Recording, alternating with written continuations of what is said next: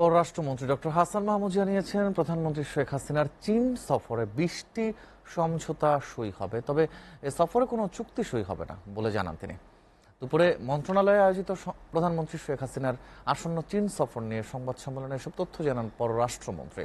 তিনি বলেন, 10 জুলাই চীন সফরের তৃতীয় দিনে গ্রেট হল অব দ্য পিপলে চীনের premier of the state council Li সিয়াংয়ের সঙ্গে সাক্ষাৎ করবেন প্রধানমন্ত্রী। সংবাদ সম্মেলনে ডক্টর হাসান মাহমুদ আরও জানান, এই সফরে চীনের সঙ্গে অর্থনৈতিক ও ব্যাংকিং খাত, বাণিজ্য এবং বিনিয়োগ, ডিজিটাল ইকোনমি, অবকাঠামোগত উন্নয়ন, দুর্যোগ ব্যবস্থাপনা প্রভৃতি খাতে সহায়তা, ষষ্ঠ ও নবম বাংলাদেশ চায়না ফ্রেন্ডশিপ ব্রিজ নির্মাণ, বাংলাদেশ হতে কৃষি পণ্য রপ্তানি, দুর্যোগ ব্যবস্থাপনা, পিপল টু পিপল কানেক্টিভিটি প্রভৃতি বিষয়ে সমঝোতা স্মারক সইয়ের সম্ভাবনা রয়েছে।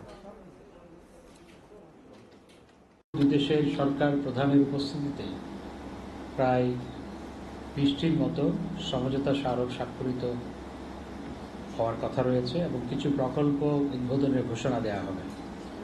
অর্থনৈতিক ও ব্যাংকিং খাত, বাণিজ্য বিনিয়োগ খাত, ডিজিটাল ইকোনমি, অবকাঠামোগত উন্নয়ন, ষষ্ঠ নবম বাংলাদেশ চায়না ফ্রেন্ডশিপ ব্রিজ নির্মাণ, পিপল টু পিপল কানেক্টিভিটি প্রভৃতি বিষয়ে সমঝোতা স্মারক স্বাক্ষরের কথা রয়েছে।